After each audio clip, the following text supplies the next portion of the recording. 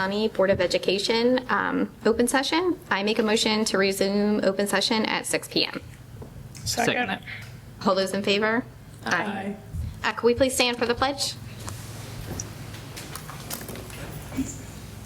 I pledge allegiance to the flag of the United States of America and to the republic for which it stands, one nation, under God, indivisible, with liberty and justice for all.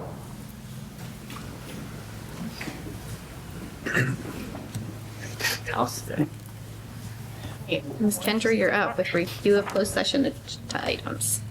Pursuant to the general provisions, Article 3-305 and 3-104, the Board of Education of Queen Anne's County met in closed session to discuss the appointment, employment, assignment, promotion, discipline, demotion, compensation, removal, resignation, or performance evaluation of appointees, employees, or officials over whom this public body has jurisdiction, any other personnel matter that affects one or more specific individuals, to consult with counsel to obtain legal advice, and to discuss public security if the public body determines that public discussion would constitute a risk to the public or to public security, including the deployment of fire and police services and staff and the development and implementation of emergency plans. Thank you. All right, I motion for the Queen Anne's County Board of Education to approve the March 4th, 2026 agenda as presented. Second. All those in favor? Aye. I make a motion for the Queen Anne's County Board of Education to approve the March 4th, 2026 closed session minutes and the March 4th, 2026 open session minutes. Second. All those in favor? Aye. All right, awards.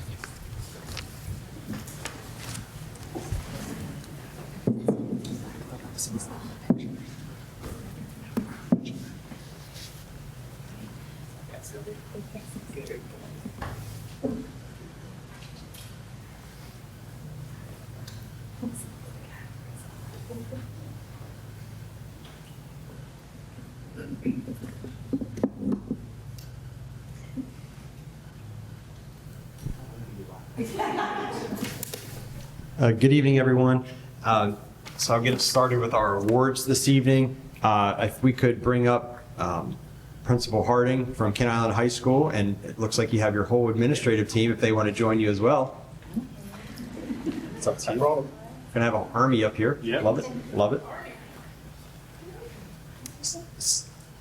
So our first award tonight is our Energizer Bunny Award, and it's given to a staff member or volunteer who keeps on going. And it is sponsored by Bayview Financial with Mr. Chip Brittingham and Mr. Wayne Humphreys, if they'd like to join us up here as well. And this month's winner from Kent Island High School is Miss Jackie Nagy.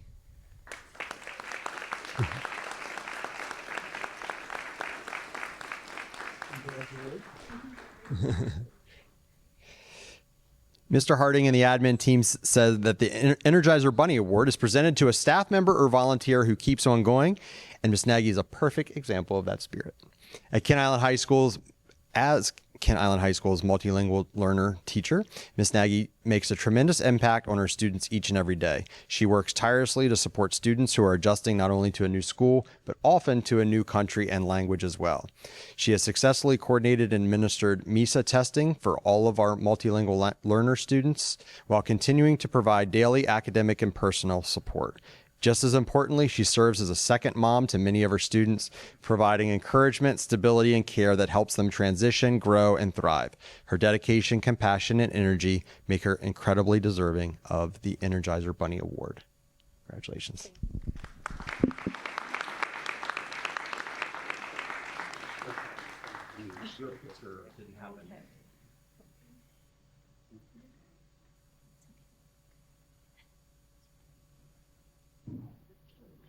Ready?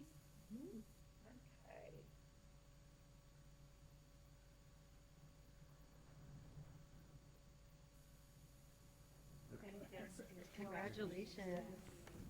So, You want to take this?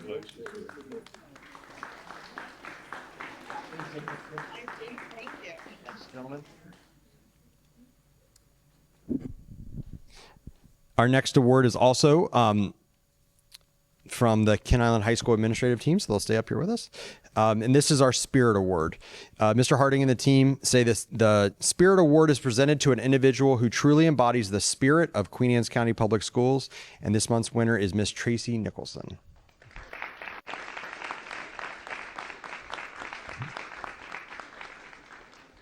Congratulations. They say that she represents the spirit in so many ways at Kent Island High School. She is the longtime advisor of our highly active Student Government Association and plays a central role in many of the events and traditions that help define our school community. She works closely with students to organize homecoming festivities, blood drives, and numerous activities that bring students and staff together throughout the year. Ms. Nicholson is also known for her incredible work ethic and positive energy, often being one of the first people in the building each morning and always willing to step in wherever help is needed. Her dedication to students, school pride, and building a strong sense of community makes her a very deserving recipient of this award. Congratulations.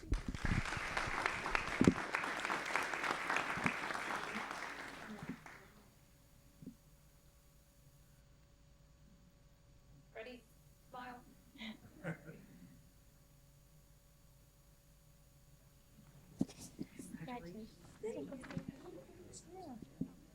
Congrats. A lot of great work. Thank you.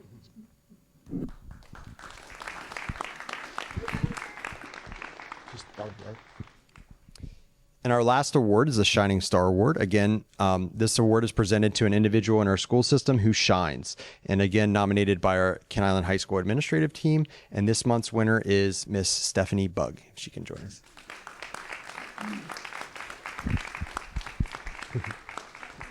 Congratulations. The Shining Star Award is presented to an individual in our school system who truly shines in their work each day. Ms. Bugg exemplifies this through her dedication and commitment as a paraeducator at Kent Island High School. She begins each day with a positive attitude and a willingness to take on whatever challenges may come her way. She works closely with some of our students who need the most support and plays a vital role in helping them experience success both academically and personally. Her strong communication with teachers and staff ensure that students receive the consistent support they need. Ms. Bugg's patient positivity and commitment to students make her a very deserving recipient of the Shining Star Award. Congratulations.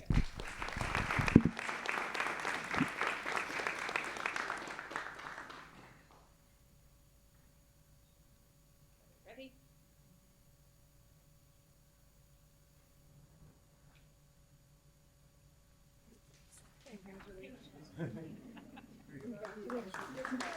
Oh, yeah, there. Thanks, guys.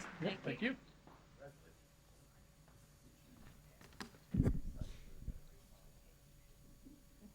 Oh, you need to make it mark. I need some tape up here so I don't move around. All right, so we have some special awards tonight as well. So we're going to invite up some folks representing the Upper Shore Literacy Chapter.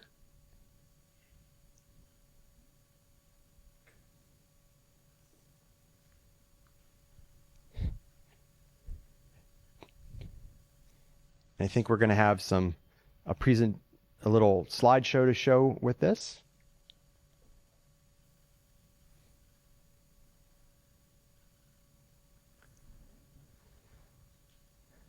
Do you want to say anything or want we go right in? All right. So the Upper Shore Literacy Chapter held a bookmark contest for students in collaboration with Queen Anne's County Public Schools Supervisor of the Arts, Mr. Michael Bell, and Reading Supervisor, Ms. Bridget Passon. We're happy to be joined tonight by the following Upper Shore Literacy Chapter board members and QACPS teachers, Mrs. Michelle Grimes, Mrs. Kelly Schweiderk, and Miss Alice Tickler.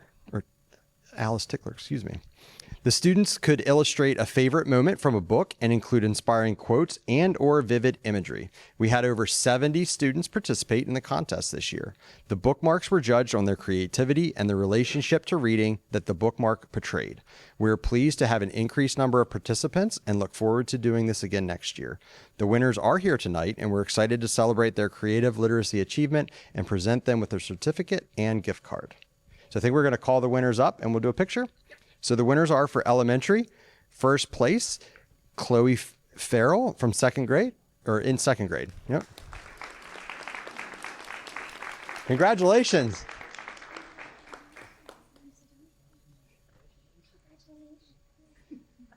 Second place, Victoria Tringali. Did I say that right? Also a second grader.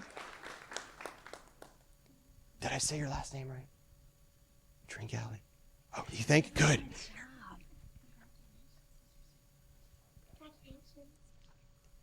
And in third place, Evan Mariner, fourth grader.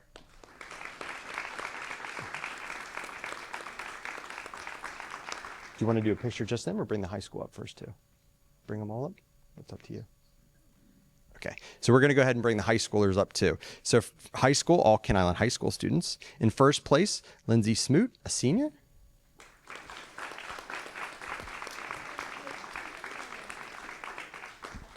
She was just on the podcast. Yeah, just on the podcast. Congrats. Second place, Zoe Mann, a junior. Congratulations.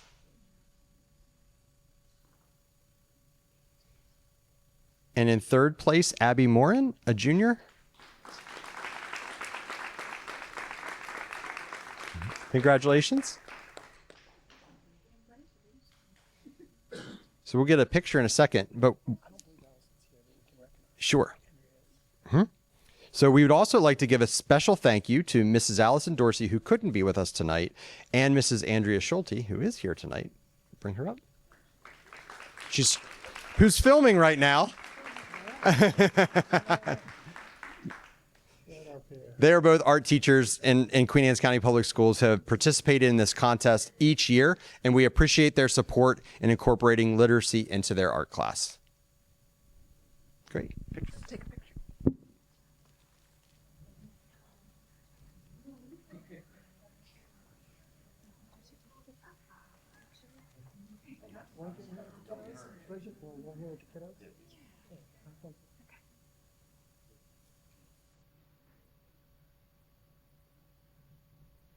Okay, smile everybody.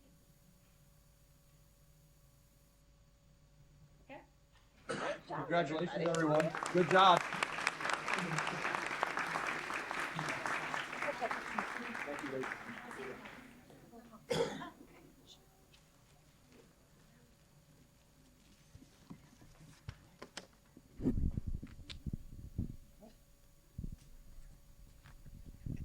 Now we're going to also recognize some young authors. So tonight, I'm proud to recognize the outstanding achievements of our student writers in Queen Anne's County. This year, the Young Authors Program had more than 150 submissions across the county, of which 21 student short stories and poems advanced to the state level competition through the State of Maryland Literacy Association. We are especially proud to share that Queen Anne's County had 4 state level winners. These students were recognized for their accomplishments at the State of Maryland Literacy Association Conference. That doesn't roll off the tongue for me, I'm sorry. On March 24th at the Young Authors Award Ceremony held at the Sheraton Baltimore North Hotel in Towson. Please join me in congratulating these talented young authors. First, Everett Pope, a 5th grader. Congratulations. Student at Bayside Elementary School, recognized for the poem The Mouse and the Cat. Next, Stella Martin. Stella here? No. 5th grade student at Mattapique Elementary School who is recognized for her short story, The Magic Bookstore. Next, Ara Ledoux. Don't think she's here.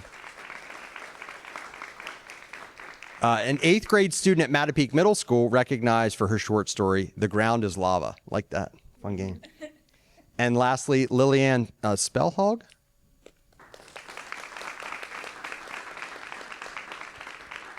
A 10th grade student at Kent Island High School who was recognized for her poem, Meeting Him.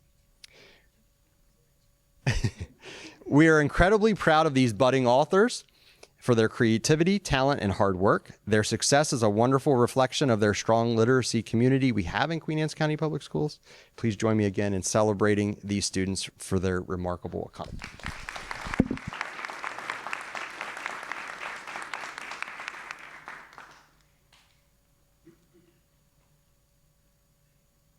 Get ready.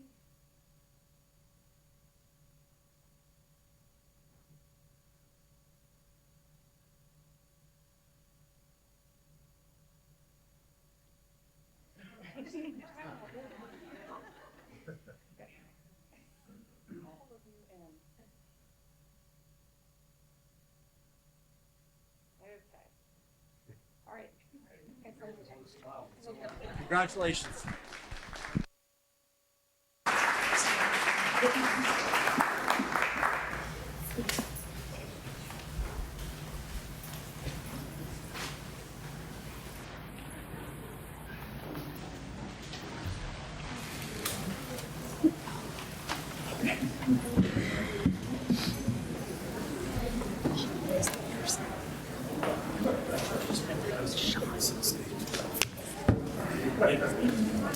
Say hello before we bite. Yeah, no, we're good.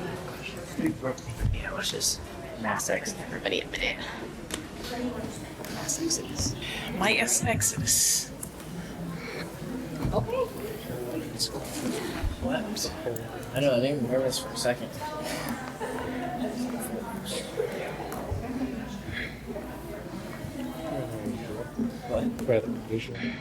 All right, next up we have board involvement. Is there anything anyone would like to share? Yes. Might as well say hello. Good morning. Good afternoon. Let's see. March was a very busy month. Our students again have proved they have some very great skills. Mamma Mia. Number 3. Beauty and the Beast and Annie. Lots of good singing, lots of good acting. It was those some really good shows. I always love theater season. Can't wait till the next round to see what we have in store. All right. This was a busy month for myself, but we were able to had fun, all of us at the Teachers Gala on Monday. And congrats to all the Teacher of the Year finalists. Oh, yeah. Okay. Yes, sir. Okay. And to the winners and then the staff members and everything for they won Employees of the Year. So that was good to celebrate them on Monday. Oh, thank you. And I'm going to echo Mr. Dreyer and Mrs. Bent. The plays were amazing, like usual. And congratulations for all the finalists and the Teacher of the Year at the gala. This month, I was able to attend the CAC meeting where we were discussing the new grading policy for the elementary schools, and that was nice to get a chance to talk to the other community members that had put input on the new grading policy. And also the gala was amazing. It was a beautiful night at the Beach Club. I think it's probably the best location right there by the bridge. And congratulations again to the Teacher of the Year winner, as well as all the finalists and the Employees of the Year. I didn't do anything fun. I just went to the, no, I'm just kidding, the May legislative meetings. There were 2 this month. I guess the crossover day was on March 23rd, and there's 2 more weeks of sessions, so lots going on in Annapolis. And then I went to the commissioners meeting, the liaison, and then the budget work session. And then I went as a parent to the Life After High School event at Ken Island, but I kind of stayed as a board member. It was, they do such a good job. Like they really do. I think every high schooler should go. I know it's geared at juniors, but for everybody that stayed and presented, and there's just a lot of resources. It's really good. All right, next up we have our student board members. I'll let you guys decide who wants to go first. Upcoming events this April. Looking forward to spring break and April events as we have. Senior prom is Saturday, April 25th at Prospect Bay Country Club. Tuesday, April 28th is a big day with the senior hiring fair during the day and art scene in the lobby in the evening. Wellness Resource Fair coming up in early May at both high schools. Also a couple of shout outs and roar outs are deserved. Congrats to senior Shayla Watson as a state champion wrestler in this winter, as Queen Anne's County High School did the Walk of Champions on Friday, March 20th. A great Best Buddies event and basketball game at Ken Island High School between both schools. QA took home the win, 42-20. Thank you, KI, for hosting. Congratulations to Miss Gladys Rosario and Miss Gina Morris for their nominations at the gala. That is all. Okay, the upcoming events for KI. The big one is quarter three's ending tomorrow, with report cards coming out April 17th, which determine athletic eligibility. Spring break is through April 3rd through the 13th. And then when we come back on April 14th, there will be an NHS induction, sorry. That starts at 6 in the auditorium, and I think it's 45 members are being admitted. April 22nd, both high schools, seniors will have a lunch at Prospect Bay with Mr. Kibler. Right. It's a good event. That evening, we'll also have a chamber music concert. Friday the 24th, we will have our Students of the Month celebration, and that starts at 7:45.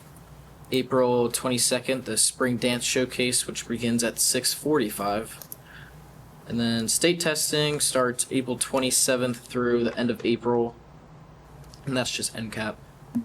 Then ending of the month, with the art scene, ending the month with the art scene at 5 April 30th, and that just takes the surrounding elementary, middle school, and high school students' artwork and puts them on display in the cafeteria.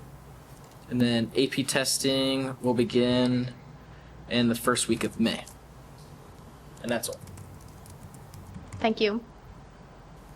Next up, we have Dr. Kibler. So I echo many of the great events that board members shared and our students shared. But I'm gonna do something a little different this time, and I'd just like to read a statement acknowledging the tragic losses that our schools and a community have suffered over the past several months. Like so many others, I'm experiencing a wide range of emotion and searching for understanding, and deeply appreciative of those who have been reaching out, supporting our young people in our community, and it truly is a shared responsibility. I want to thank our Queen Anne's County school staff and community partners, including our county commissioners, county administrator, health department, the sheriff's office, and our mental health partners for their support. I want to assure the board and our community that Queen Anne's County Public Schools remains committed to doing everything we can to support our students. In responding to these tragedies, we've been following established research-based best practices, guidance from our community mental health partners and organizations such as the American Foundation for Suicide Prevention and the Substance Abuse and Mental Health Services Administration advises us against large-scale or highly detailed public messaging, as it can unintentionally increase risk for vulnerable individuals. While we understand the desire for broader communication, our approach has been guided by what is safest and most supportive for students. It is important to know, and we want to remind folks, that we do have multiple preventative measures in place across our schools. We're also working with the Sheriff's Office through the DARE program to provide additional support and programming before the end of this current school year. In each of our affected schools individually, we've been offering additional supports immediately, and grief counseling and resources will continue to be available for both students and staff. Moving forward, earlier this week, members of our Queen Anne's County Public Schools team participated in a meeting organized by our county commissioners, bringing together county agencies and local mental health providers. Our team has also been meeting with state partners. This collaboration will continue through a smaller working group focused on identifying further preventative measures and strengthening ongoing support. It's clear to all of us that our young people are facing significant challenges, and it will take all of us, the schools, our families, and our community partners working together to ensure they all receive the care and support that they need. Thank you. Thank you. Thank you. Next up, we have citizen participation and public comment. All right. We ask all speakers to keep in mind the following guidelines. Speakers should sign the roster, including their telephone number and address. Comments should be limited to 3 minutes in length. Comments longer than 3 minutes should be submitted in writing. Statements to the board should relate to the matter of general policy over the board has authority. Comments about the actions or statements of individual staff members are not appropriate for public comments and should be referred to the superintendent of schools or board president. If you have any specific questions, the board will make sure an appropriate staff member responds to your question. The board respects your desire and right to convey your message freely, but asks as a courtesy to the board and our citizens that you show respect for all. And first up, Laura Wheaton.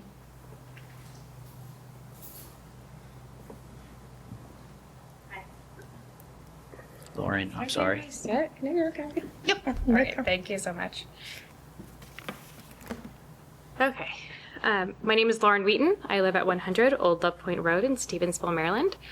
Good evening, President QACPS, members of the board, and Superintendent Kibler.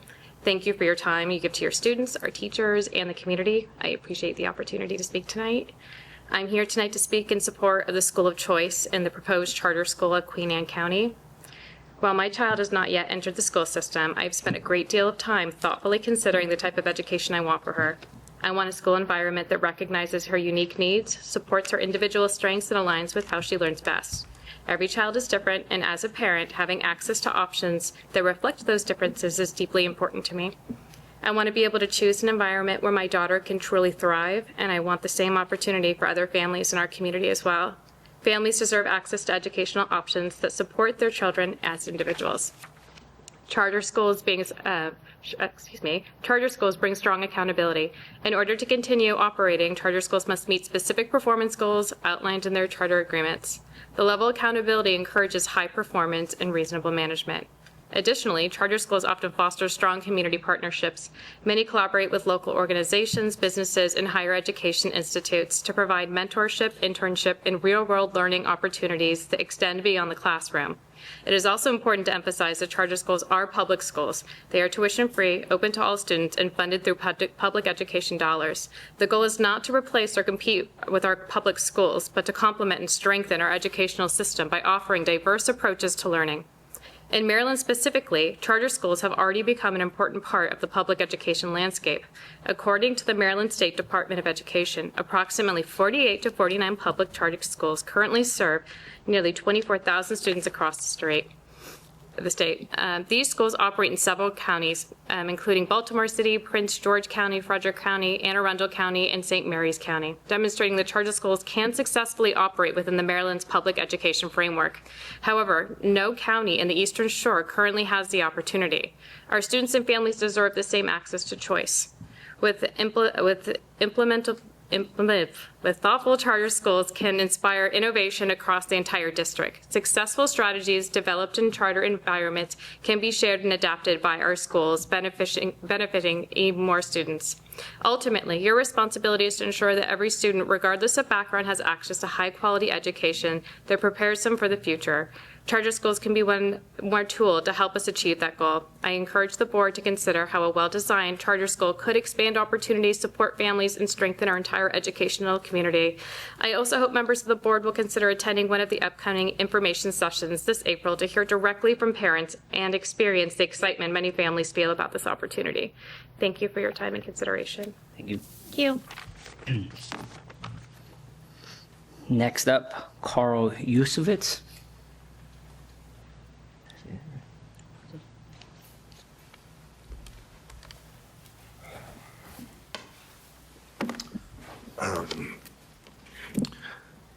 I'm going to speak from the heart. I didn't really prepare anything to read, but I have some notes here. And forgive me if I kind of get lost in my thoughts. Fog brain is a real thing. Thank you for the opportunity to come here and address the school board with the ongoing social issues that we have in our community and in Queen Anne's County School District. My name is Carl Yusevitz, and on December 22nd,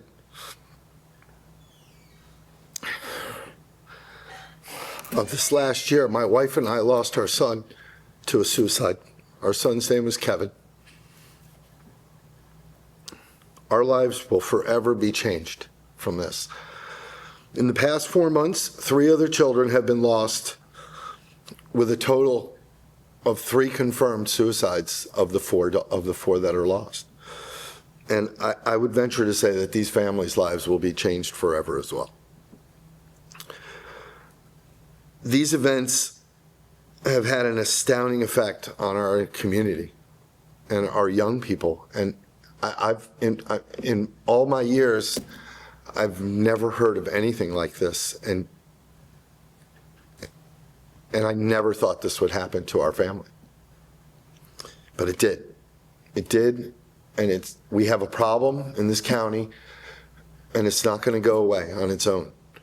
And I'm here to advocate for my son.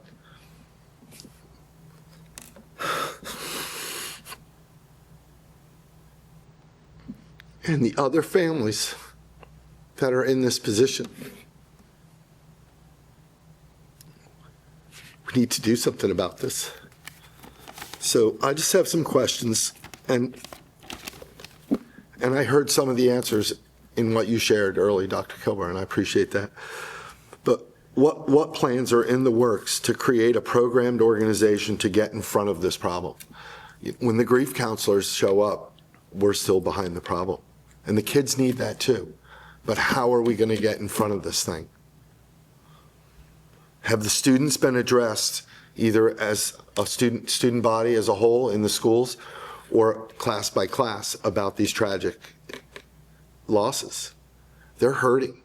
I have kids coming to my house, Kevin's friends. They've been in our home weekly, sitting with us and talking with us, and that's what needs to happen. If it can happen in my house, it can happen in our community.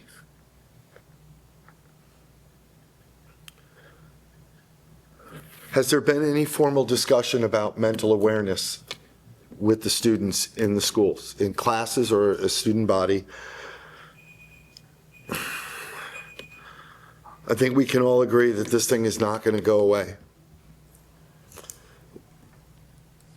What current measures are being taken to monitor how students are treating students? You know, this bullying thing, it's in a lot of different forms: speech, tech, video, pictures, social media, and it all comes from a phone, a cell phone.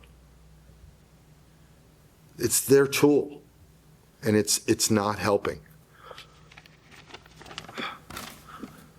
What tools do the students have to speak up and advocate for themselves or for others without being judged or alienated? Students need to have a safe place to ask for help. If they don't feel comfortable, they're not going to say a word.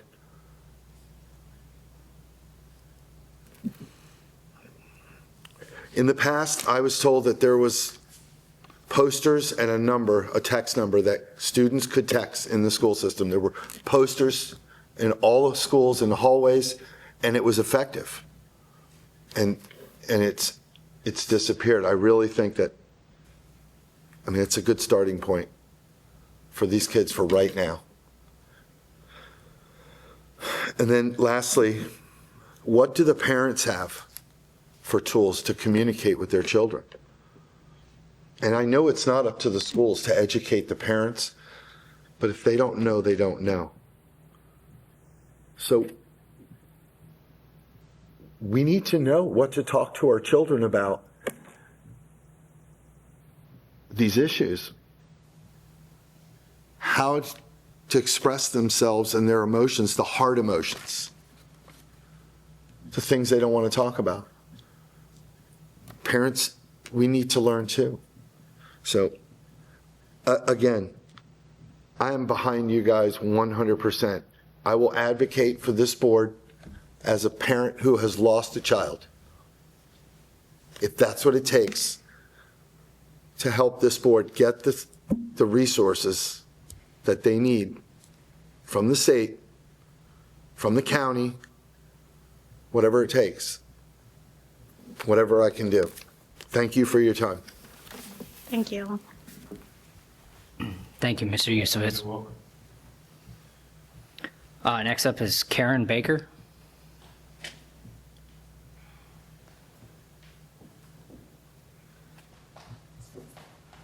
Hello.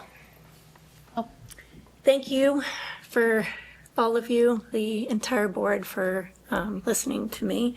I am from Frederick, Maryland, And I only recently got contacted and invited here by Paul.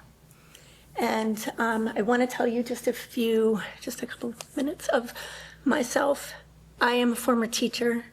I taught for many years. I changed careers. I ended up moving in and running a gym. I love kids. I love working with kids. And my life was going great. And on May 23rd, 2024, my son, Jake, took his own life at the age of 22. Now, it devastated us. It completely devastated us. It was nothing we could see coming. He was a 4.0 student. He was an athlete, a wrestler, a football player. He was an artist. He had everything going for him. And we didn't see it coming. Now, that night that we got that news, my husband and I made a pact. We were not going to let it tear us apart, and that we needed to do something. So shortly after, we put a post out, and we said what happened. It was the hardest thing in the world to do. But we needed to speak about what happened. And we started talking. And we spent weeks on the phone with those football players from his school, from all different people working through it together. And through that process, my husband and I started a nonprofit, and we share our son's story. And we bridge a gap, because sharing that story is opening the door of conversations. We have to do something. We have to do something different to get these kids and these young adults to open up and to talk. This is painful. Every day I share my son's story is painful, but I'm going to endure that pain. This is my purpose for the rest of my life, to share his story, to save one kid and to make action. And it takes one county, one school, one place at a time. And so I thank you for your attention, and I thank you for hearing me.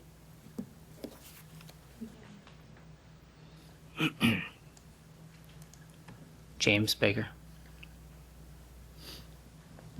Good evening. Evening. My name's Jimmy Baker. I appreciate you guys listening to us tonight. Carl invited us up. We only met him a couple days ago through a friend of mine who heard our talk, and he knew he had a neighbor who was suffering and said, "Hey, do you mind if I give him your name and number and reach out?" And he did, and he told us about this meeting, and he said, "Hey, I know it's last minute, but we drove 2.5 hours to get here tonight just to support him and his family, and for you all, you guys all chose a profession that's you're all helpers, and you all have the power to do something with this. So we're here tonight as to offer ourselves too as a tool to you if you need anything or have any questions, because what we do is we work with mental health. We tell Jake's story, but we work with the counselors, the coaches, the teachers, whoever brought us in. We work with them to bridge that gap, to open those conversations up. Because I've been a police officer with Montgomery County since '98, and that's when we moved down to Maryland. And that's what I always wanted to do. I wanted to help people, and that's the way I found I could give back, by helping people. And over those years, all the years of my career, I've spent in patrol on the road because that's what I like to do. And I've seen so much mental health, people struggling every day. Like anymore, most of our calls involve some form of mental health. I've seen suicides of all different ages, all different cultures. It affects everybody. It's not just a one-time thing. So when all this first happened, I was just going to retire, and we were going to go on a mission to talk to kids and football teams and all that stuff. But my buddies at work said, "Hey, why don't you give that talk to us, because we need it too, because we've been suffering." And it's not something that's out there in the public, not just police officers, but everybody's suicides. They don't go on the news. There's so much, and I agreed. And we gave this talk that I put together from my heart and from my experience, and everybody loved it. Those guys, those hardened police officers, men and women, tears coming down their face, hugs, talking about it. And I gave that talk to over 50 talks to 30 people at a time from officers all throughout the Baltimore, DC area, because we have different agencies that come through our academy. And people don't look forward to in-service and that training, their annual training, but they did look forward to this. And it opened up so many conversations. And, people have, opened up. Like, they let their walls down because they see I let my walls down. I used to have them up, but I don't anymore. And that's why I'm here to talk to you guys. And I think that's important till we get this out. So we've talked to a lot of schools in Maryland, Virginia, Pennsylvania, high schools and colleges, universities. We've even just been as far out as Utah, and we're going to Maine next month. It's a lot of conversation has happened, and it's really opened up a lot of people, and that's what the kids want. When I ask the athletes, what do you want? What do you guys need? They need a talk like that. They need a personal story to bring it all home so that then they can open up and actually use the mental health system the way it's designed to be. Because as a police officer, I can tell you, it's a long way. It's a long road from that kid who's locked in his room under the covers to open up to somebody and come out of that. And that's what we do. We build that support system from within and grow it so that it gets out to you guys. Thank you. And we'll leave you guys all our information if anybody has questions later. Thank you. Mr. McNeil?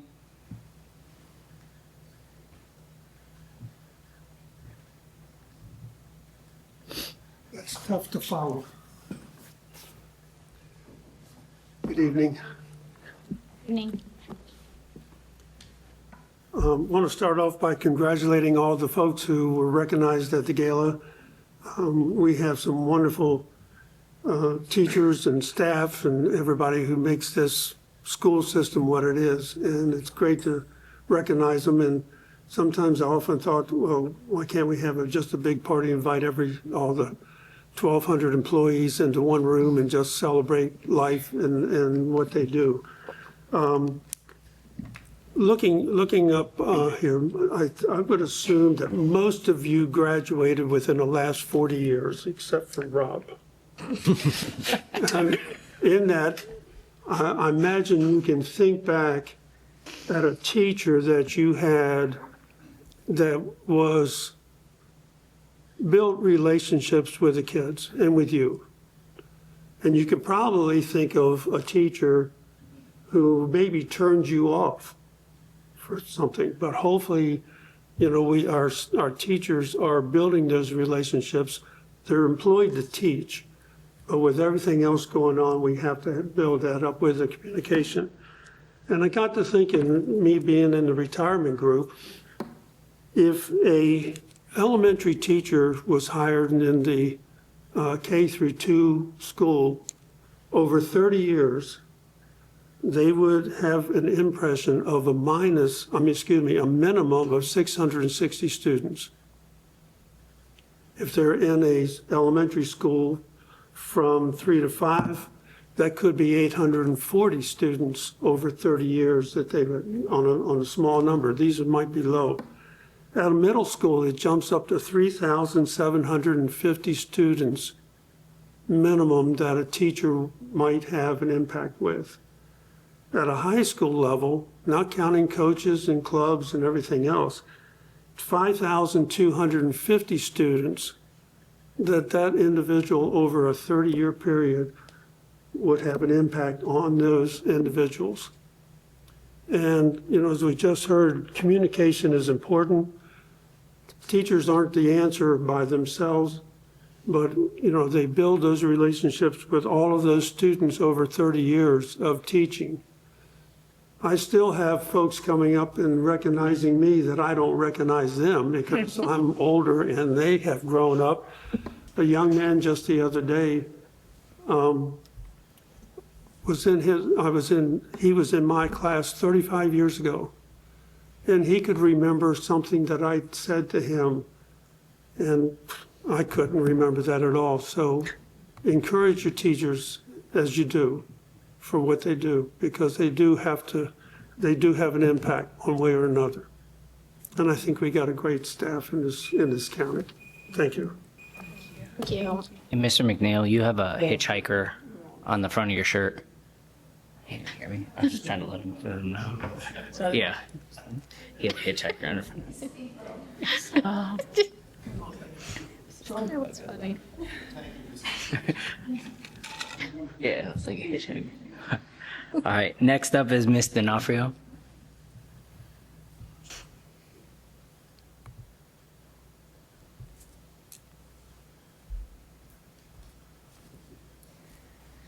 Good evening. Thank you again for having me. Last month, I spoke a little bit about bullying, and I discussed with you my daughter does have some struggles with it, and she's going to come up and speak about that with you herself, because I think maybe there's no better person to hear it from than one of our students. Aside from that, I did go to an informational meeting this month about the potential of charter schools. As someone whose children have struggled with bullying, that is one of the #1 reasons as a parent that I look for other options. And while I am very appreciative of the teachers and everyone and the hard work that they do at these schools, there is more that is needed for the teachers and for the community. More resources, more time, more communication. That's all needed. And a charter school may be a better model to look at, because Queen Anne's County is not unique in struggling with bullying. We struggle with it as a nation more than a lot of other countries who we could also look at for models and better ways to deal with bullying and things within our schools. And one of the other things I wanted to mention about a charter school, when I researched them, they did seem to be a better environment. Part of that was due to the class sizes being smaller and the student-teacher ratio being smaller. But I feel that there is a lot of interest from the parents in the charter school, but a lot of hesitancy from other people in the charter schools. And I feel like some of that is directly related to the financial impact of public funding. As a parent who has been started looking for options, my only options to remain in Queen Anne's County, if I'm not happy with the public schools, is to look for a private school or to homeschool my children. For many families like my own, that is not an option. And while the charter school does receive public funds, Queen Anne's County would still have a portion of that funding towards the schools per student. However, the way it stands now, when our students are leaving for bullying or other issues, we don't get any of that for homeschooling, to my knowledge. And we don't get any of that when parents pull their students and send them to private school. And we don't get any of that when parents decide to move elsewhere. And I have known families who have done all 3 of those options due to issues that they've faced. I greatly appreciate our teachers and our staff, and I really want them to be fully supported in this. And I really think that we need to look at our bullying policies again and make sure that there are consequences for these students who are repeat offenders so they don't continue the behavior that is harming those around them. Thank you.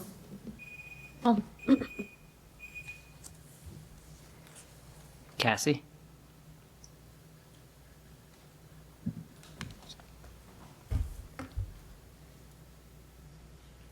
Hello, my name's Cassie. Hi. And I've been bullied my entire life, and it's not fun. Imagine just playing with your friends at the playground. All of a sudden, someone decides to come up and bully you. Would that feel nice? It doesn't feel nice. I really do not like it. I feel like there should be more teachers in the area where bullying happens the most. Like right next to my classroom, on the side of the building, there is this little divot.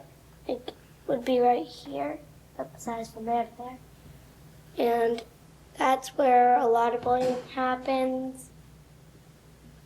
And I do not like that there's not enough consequences for the people bullying. And my mom told me in the car when she was little one of her bullies would get to go to the office, sit there for a while, and eat a treat. I do not think that is right. I know that is right. Some adults do not know how to deal with problems. And I, as a 9-year-old, know how to deal with these problems. And I think that we need more teachers and different punishments for the kids who bully other kids. 5th graders, 3 different 5th graders have been bullying me. Most of them boys.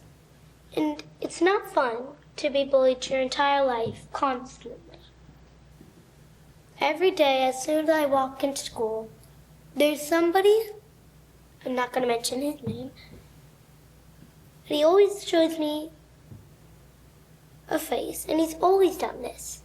It is not nice to show somebody how you feel. If you have got something nice, got something nice to say, just don't say it at all.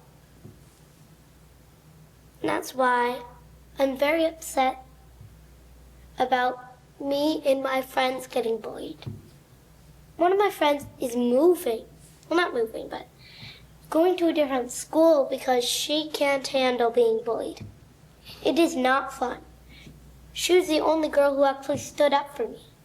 It is not fun to be bullied constantly for your entire life. That is not fun. I'll tell you that as a fact. It is not fun.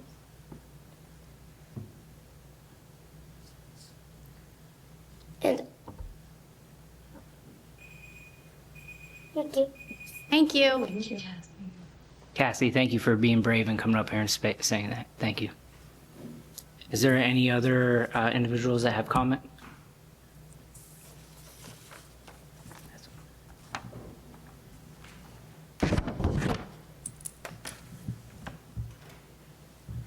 Current board action item 6.01 Human Resources Report. I make a motion for the Queen Anne's County Board of Education to approve the HR report as presented in closed session. Second. All those in favor? Aye. Policy approval, policy 634. We have Bridget Passon and Angela Giebert.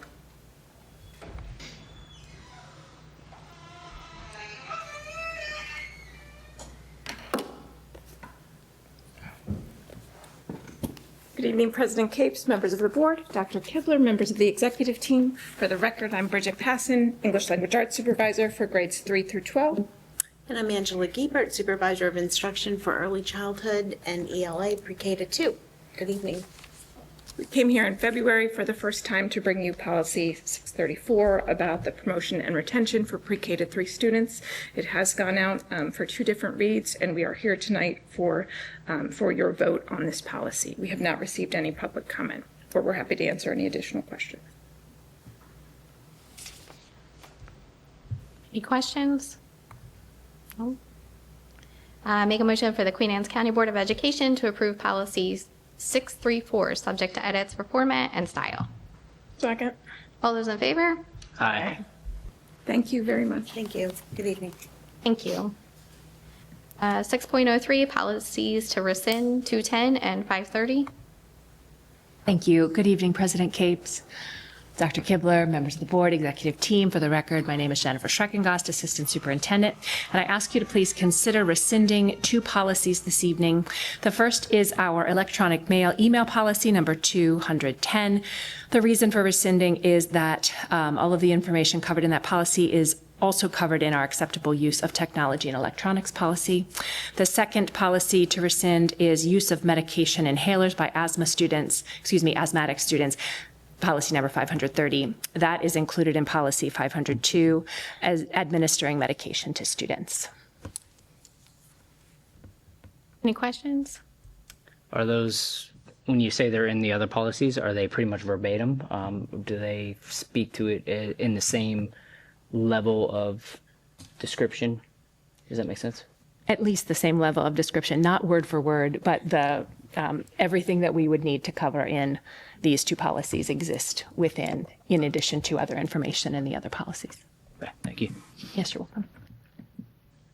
Motion for the Queen Anne's County Board of Education to rescind policies 210 and 530. Second. All those in favor? Aye. Thank you. We have, is Julie Hickey? Oh, she's here. I was going to say, I thought I saw her. Julie Hickey for HPS and Gordon Food Services.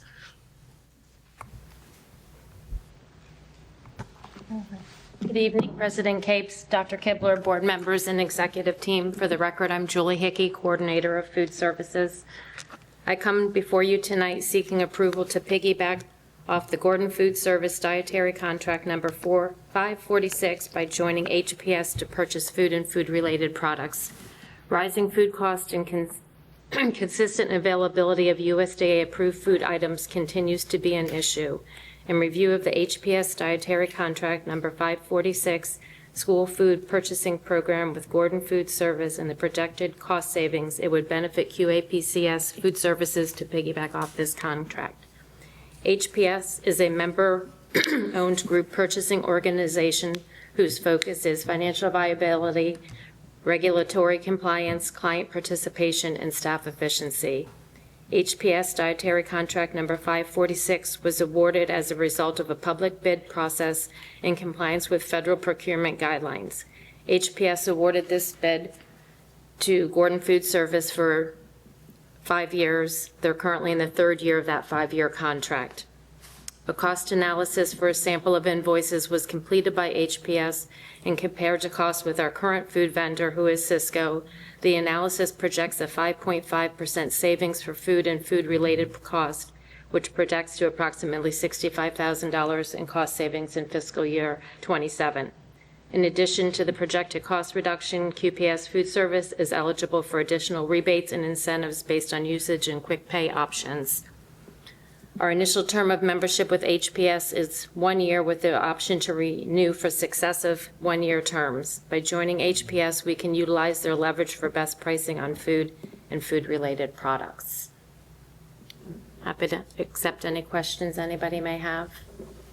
I have a question. Yes. I remember when there was, I guess last year when we were discussing switching over, does this have any impact on, I believe that you guys were getting a lot of like your fresh food and stuff from like local, this is separate. This is separate. We would still continue to purchase our, some of our produce through local food service grants. So yeah, we'd still continue with Blade's Orchard, Teddy Bear Fresh, and get our DoD fresh produce from Seashore.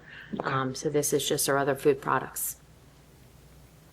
When their contract is up in 2 years, because they're in their third year of that contract, what are they, do we know what they plan to do if we're just piggybacking on it for 1 year at a time? HPS will put back out another request for bid. And we can, within 30 days, if we do not like the food company they go with, we can give a 30-day notice and leave HPS. Is there any other reason, like besides cost? Like, is the food different? Is anything else? A lot of it just seems like, isn't it a lot of changes when we just started or? Right. Yeah, I mean, there is a potential for a big cost savings from what they projected from our current invoices. We have had some supply chain issues with our current vendor and quite a few out of stocks, despite giving them our usage well over a year in advance. Okay. So we do have to make frequent menu changes because of that. And is it everything, food and paper, everything from Cisco? is This going would to- just be food and food products. No, we still have a separate paper vendor. Okay. We, with Cisco, I know, is there anything where you could approach them and be like, we have a piggyback and can save more money where we could? We has can that been- look at additional products that they have. At this time, we had just looked at their contract with Gordon Food Services. Okay. Anybody else? No? Make a motion for the Queen Anne's County Board of Education to approve the contract to piggyback off the Gordon Food Service Dietary Contract number 546, revision number 2, by joining HPS to purchase food and food-related products. The fiscal impact is $1.3 million. The budget source is FY27 food service budget. Second. All those in favor? Aye. Thank you. Thank you. Thank you. Still got to pay for the new acquisition. They bought Restaurant Depot for $29 billion. All right, next up we have Mr. Watkins for professional auditing services. Good evening, everyone. For the record, my name is Rob Watkins, Chief Financial Officer. Tonight, I present to you an approval for a contract to UHY LLP out of Salisbury, Maryland, to perform the required annual external audits as outlined in Section 5-109 of Education article. The audits must be performed by a certified public accountant or a partnership of certified public accountants who are licensed by the State Board of Public Accountancy and approved by the state superintendent annually. This contract period for engagement is 5 successive years, commencing July 1st of this year for fiscal year 26 financial and uniform guidance single audits through fiscal year 30. The Finance Office issued a request for proposal number 2026-04 on February 27th. Bid responses were due on or before 2 p.m. on March 18th, and we received 2 RFPs for this bid. The RFP evaluation committee scored each of the proposals on technical components, independent of pricing. Once all technical evaluations were completed, pricing components were opened and ranked by cumulative pricing over the 5-year period. As a result, the committee recommends UHY LLP of Salisbury, Maryland, to receive this contract. I just wanted to say one thing on this, just how did we even arrive here? So the UHY is who has been performing our auditing services. Mr. Watkins and I spoke a few months ago, just looking at the contract we were under with them, and I forget the term, but it allowed additional years if we wanted to extend, and we're happy with the service. And so we discussed back in December and January about, what were we going to recommend to you all, the board, for this. And we felt like new CFO, new superintendent. We've also obviously had some issues in the past couple of years with finances and things, and we thought we would do our due diligence by, rather than just tacking another year on, we really should put a request for proposal out and see what else is out there, and see if we got the best product. And it turns out we're recommending the company that we've been using. The county uses this company as well, if I'm correct. Yeah, so I'm pleased with where we ended, but that was kind of the background of why we felt necessary to do the RFP. Any questions? No? All right. I recommend the Queen Anne's County Board of Education approve the RFP Auditor Committee's recommendation to contract with UHY LLP for a 5-year period to perform independent external audit services as required by state law. Fiscal impact, $245,000, including $48,000 for the FY26 audit. The budget source is FY27 operating budget. Second. All those in favor? Aye. Thank you. Thank you. Next up, we have Mr. Barricklow with internal county CIP transfers.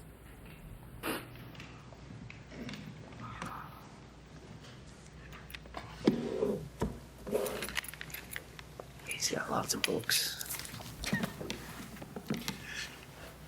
Good evening, President Capes, Vice President Dreyer, board members, Superintendent Kibler, executive team. For the record, my name is Darryl Barricklow. I'm the Supervisor of Facilities and Design. Coming before you this evening for internal CIP budget transfers. These are all capital funds from FY25 and FY26 projects. It's basically money that's left over from projects from their contingency funds, or just the difference between what we budgeted versus what we were able to secure and complete the projects. So the first budget transfer is the contingency amount from the stormwater repairs at Kent Island High School. We have an unused contingency amount of $77,868. We'd like to transfer that money to the security hardware project. That's a project that I'll be actually presenting an action item on a little bit later. Those funds replace hardware at our schools, and that's a reoccurring project that we have in our CIP over the next several years. The other two transfers are from the upgrade and replacement of the servers and the upgrade and replacement of the wireless access points. Those two project funds, balance of $16,415 from the servers and a balance of $56,260 from the wireless access points. Those two projects, remaining funds would be combined to go together to basically install projection units, replace projection units at Sudlersville Middle School. You may recall that Sudlersville Middle School was originally funded or projected to be funded in our FY26 CIP. The CIP funds that we received from the county didn't stretch quite as far as we needed them to go to encompass that project. So with these remaining projects, we want to go back and pick that project up that would have otherwise been deferred to FY27. So those are the three transfers that we're looking to accomplish. I do have a question. Yes. Sorry. So before we give away the 77,000 reserve, how is the drainage stormwater system going at Kent Island? Because I know it took us a little bit of time to get it fixed. So how are we doing over there? So far, everything's working above board. Basically what this was the contingency fund. So this is the extra funds that we set aside for the unknowns that, especially with groundworks, you never know what you're going to uncover when you start digging. So we didn't encounter anything beyond what was originally thought that we would find. There's been some settlement out there, but that's all not costing us anything. The contractor's coming back and addressing that just through normal Perfect. warranty type work. So Good. So other than that, everything's been fine. Okay. Thank you. Sure. Any other questions? So we should just acknowledge thanking the county for allowing us to transfer these funds when we have the extra. It just allows all the dollars that they do contribute to our capital projects to go further and just absolutely keep our facilities, keep them going. Yeah, they've always been. So we're very appreciative of that. cooperative. With the second two transfers for the projectors at Sudlersville, how is that covering all of it, or how much more? That does cover all of it. So that won't be completely wiped. Yep, that actually would have been an FY27 budget request, but knowing that these funds were available, we were able to pull that out of the 27 request and utilize these funds. So it's one less school that we had to request in a CIP. Okay, perfect. Thank you. Yep. I make a motion for the Queen Anne's County Board of Education to approve the internal county CIP balance transfers from the CIP project 70352 and 70377 to CIP project 70374 and 70355. No fiscal impact. Second. All those in favor? Aye. Thank you. Thank you. And you're with us again for the roof replacement at Kennard. Yes. Next up, we have the contract award to Garland DBS for the replacement of roof areas at Kennard Elementary School. Kennard Elementary School is approximately 64,000 square feet. Much of that roof area dates back to the renovation project completed in 2001, so that makes that roof about 25 years old, which is reaching its life expectancy. We have had some other roofing completed on the project. We did have the roof replaced over the gymnasium in 2016, and we did have the building addition that was completed in 2012 that encompasses the classrooms that are the back hallway that leads to the media center. Those two areas are not eligible for state funding, so we did not go after those with this re-roofing project. We're not having issues at those areas either, so there's no need for really any kind of roof replacement in those two areas. So we are looking to complete the remainder of the project area with this project. So similar to the other roofing projects that we've done, we reached out to Garland DBS to review site conditions and develop a project scope and a budget for inclusion in our CIP. That work happened several years ago. The project Bid documents were completed and made available in February of this year. Then in late February, we conducted a pre-bid walkthrough with Garland and many interested roofing contractors. Bids were received on March 4th. 4 contractors submitted bids, and on the second page, you'll see the bid results with Apex Construction submitting the lowest responsible bid at $2,196,397. So with the small contingency of 1%, we're requesting a award to Garland with Apex as their subcontractor in the amount of $2.2 million, or actually, let me just read it out, $2,218,397. Funding for this project is from 2 separate sources. We have this project was awarded funding through the state through their Healthy School Facility Fund. Again, going back through prior CIPs, you may recall this was a project that was in our 26 state CIP. The state did not fund it through the 26 CIP. It was a lower priority project. We then sought funding through the Healthy School Facility Fund project, and in late 2025, we did receive notice from the state that it was approved for their funding.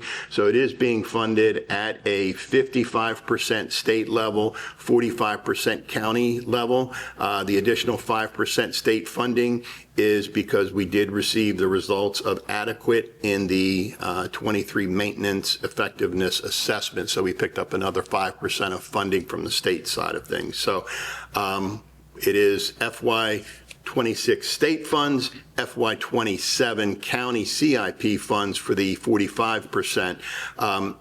This project would, the project and the contract award would obviously be contingent on the county funding the project through FY27 funds that would become 100% guaranteed later this year. When would this project start?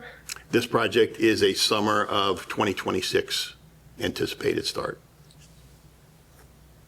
So what we need to do is in order to secure the roofer's schedule, get him in line for lining up his crews and whatnot, we would need to approve this tonight. Obviously, again, like I say, it's contingent on the county funding. I do know that the county has looked at this project and they do recognize the fact that we've already got grant funds and approval from the state. So it is one of their projects that they are really looking to fund because they don't want to lose that 55% grant money. So, any questions?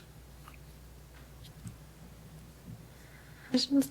I motion for the Queen Anne's County Board of Education to approve the award of a contract to Garland DBS Incorporated for the replacement of the roof at Kennard Elementary School. The fiscal impact is $2,218,397.00. Budget source is FY26 state HSFF and FY27 county CIP. Second. All those in favor? Aye. Up again with us for Bayside. Very good. Next up, we have the door hardware replacement at Bayside Elementary School. You may recall a few months ago, I came before the board and sought approval for the replacement of the exterior storefront doors and aluminum windows on that project. This project supplements that project with the replacement of interior door locks and latch sets. It does a couple of things for us, but this is actually the first project that is going to provide some enhancements for the school system with regard to keying and classroom security. We did put the project out and made the project available in February, and with pre-bid meeting scheduled for March 4th. Project was advertised on eMaryland Marketplace, and on March 26th, sealed bids were received with 3 pre-qualified firms submitting bid packages. The information is listed here on the 3 bidders. Scheibel Construction submitted the lowest base bid at $162,000. We are recommending approval of base bid only. The project did include a bid alternate for electronic hardware, but given the pricing that we received for the electronic hardware and given the support that would need to accompany that, it's not going to be, it's pretty much cost prohibitive for us to implement that, that type of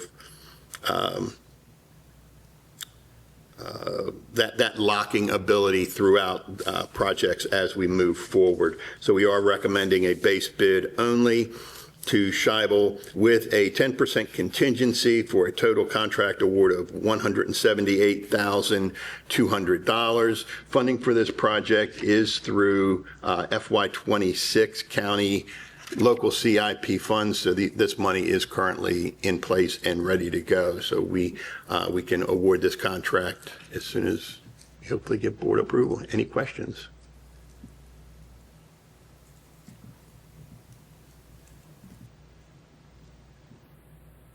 And it is, you said FY26 CIP, not 2025. It is FY26, correct.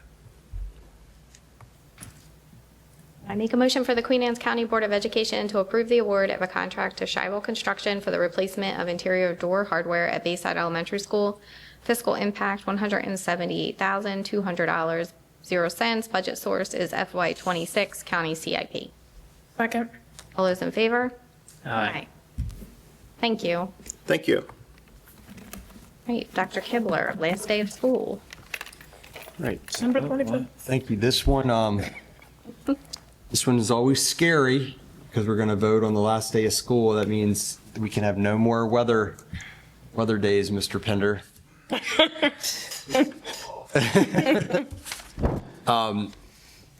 So, you know, we've missed a total of 7 days. We were able to make up President's Day. We had the 3 days built into the calendar. We now need to extend the school year as well, 3 days. We did make some adjustments to the school calendar for next year at the request of the board, but this is kind of finishing up what we need to do this year. So I'm proposing that for the 3 days that we need to make up to get our 180 days in, we would extend the school year to June 15th, 16th, and 17th. In addition, we put in here when we missed the 1 week of school, the 4 days of school, the teachers also missed a professional development day that we need to make up. And so we're proposing that to be after the last day of school on June 18th. That day will be put to good use because we will ask the schools to participate in articulation. So where the teachers are talking about their current students with the students that they'll receive next year. So it will be a good day. No questions? Well, I know we had to extend the school year by 3 days, right? So I hate to ask the teachers to like stay one more day. Like they are, well, because what if we get out on June 18th and then we come back on August 17th or whatever? It's not even 2 full months.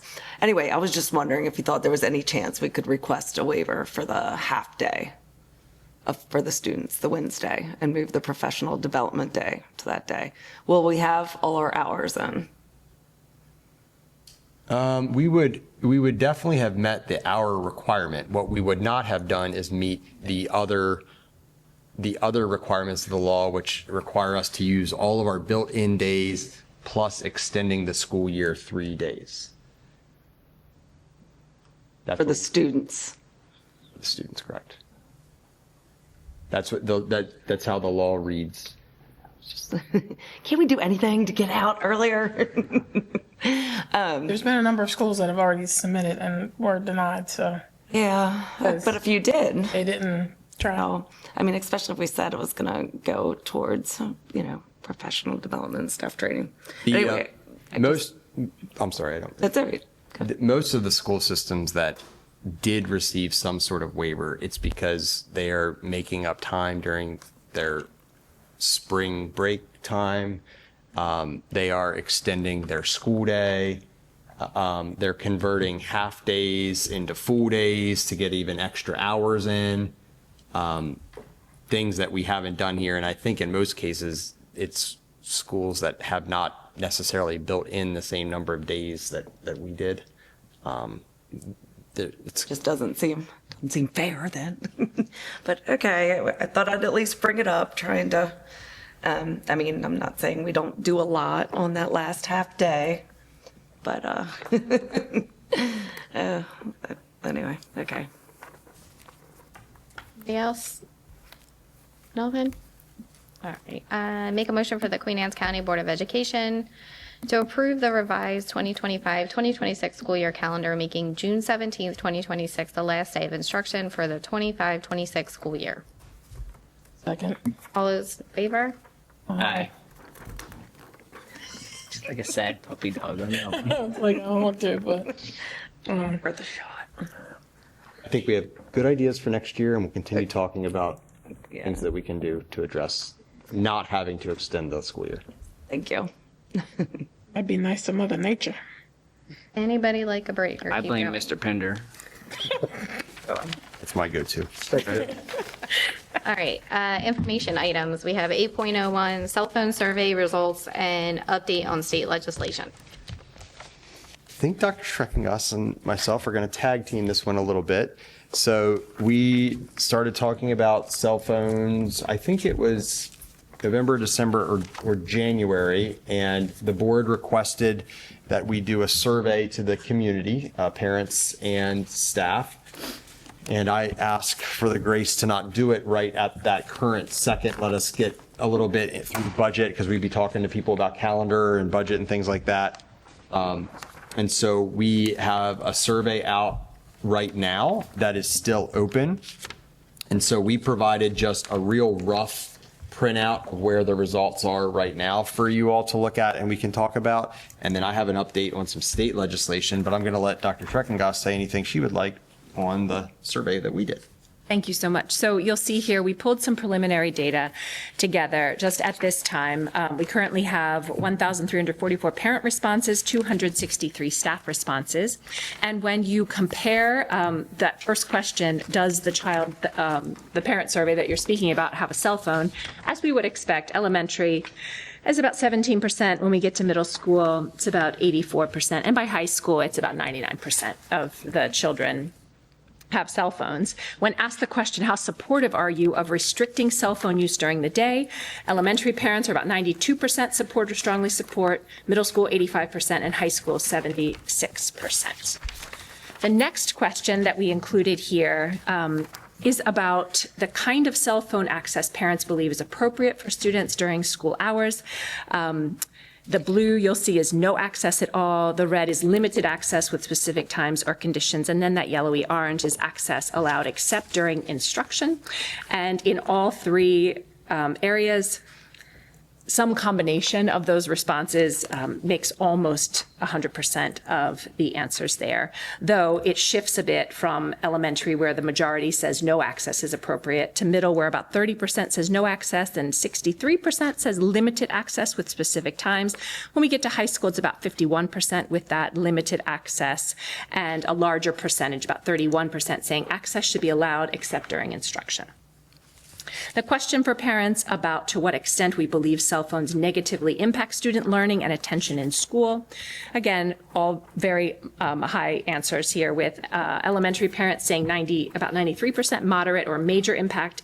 85% of parents say that in middle school and 81% in high school. One more question we included here about parent responses, and this is asking which policy approach they would prefer for their child's school. No cell phones allowed at all on campus is the blue response there, with red at phones allowed but must remain off and out of sight, and then the orangey yellow, phones allowed but may be used during non-instructional times. So you'll see again, that is the vast majority shifts a bit, with high school parents preferring, about 51% saying phones allowed but may be used during non-instruction. Middle school parents saying 53% phones allowed but must remain off and out of sight. And even elementary, they're at about 60% saying off and out of sight, but 17% saying no phones allowed. When we shift to teacher responses, you'll see there the percentage of people from high school, middle school, and elementary. The largest percentage of teachers who reported are high school teachers. When the question was posed to them about how they would describe the overall impact of student cell phones on the learning environment, very negative or negative equals about 80%. Teacher response data about the policy approach that they believe would be best to support teaching and learning. 61% say phones allowed but must remain often out of sight, with about 20% saying no phones allowed on campus and about 11% saying allowed but may be used during non-instructional times. So plenty of other information we could provide, but that was just a quick poll for you at this time. So we definitely want to do a more formal presentation with expanded results, but wanted to keep this open for a few more days just to give folks a chance to respond if they haven't already. When does it close? It's really up, really when we want to. It's been 2 weeks so far. At least 2 weeks, may have been longer. So in May, we'll bring a more detailed and public, but we wanted you to have something to start thinking about right now, because I know it's a important issue for the board. Correct, especially when you see parents' responses in high school. It has an 80% moderate or major impact on student learning, but then they turn around, the parents still want them to be able to have access to it at all times. Make it make sense. So I will say I have friends that teach and are part of administration in Anne Arundel County where they've removed them. They can't have them out. And they've said it has changed.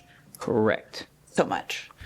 So they have them on campus, but they're not allowed to. Correct. They cannot have them out on their desks. They cannot have them out. They cannot have them out. Now, I don't know, and I would have to ask more on what their policy is, if it's like it can be in their bag, just not on their desk, if it has to be in their locker. Like, I don't know to what degree they're allowed to have it, but they are not allowed to have it. And grades are better, communication's better, No they're not way. having distraction. I know, right? Right. So, and that's Anne Arundel County. So, I mean, there's other counties that are doing it. These results are there's a trend that I think parents can recognize the negative. I can't think of one good thing about having a child, having a phone at their desk where they can communicate with anybody and everybody at all hours of the day. I don't know how that's beneficial at all. So on top of that, if I can just add, there's a bill going through the General Assembly right now, Senate Bill 928, House Bill 525.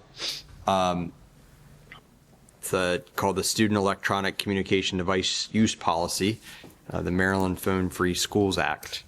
That would basically require school boards for the 2027-2028 school year to prohibit the use of cell phones in schools for non-instructional purposes. There are some things in there if a student has an individualized education plan and needs it, or another documented medical reason for needing it, like our diabetic students. What would be on like an IEP? What would be a need for having a phone?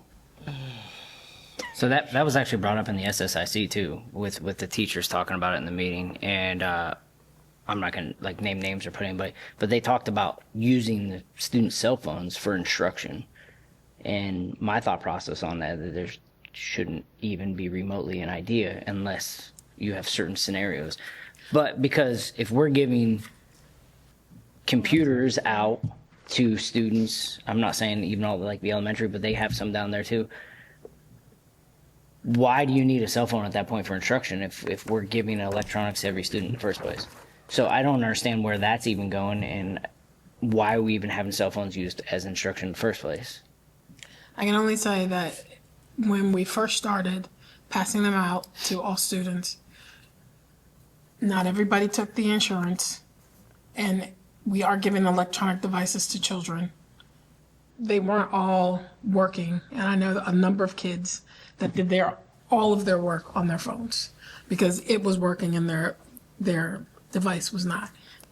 That's not saying that I want to promote that. I'm just giving you an example of why a kid would be doing their instructions and stuff on their phone, because it was the only device they had that was working. I feel like it's going to be that's not a daily. That's on the school to. No, I know. I feel like it's not going to make up the majority of the reasons why someone would need their phone. But it is But it's a- That's on our IT staff to fix that scenario. Like, that's on us. But they have to let us know it's broken. And I We're understand. much better than that. We're much better than we were back then. We actually have an IT Right. staff instead of maybe the media specialist was responsible for all the laptops. That was a different time, so it's gotten better, but you asked for an example? No, I gave you one.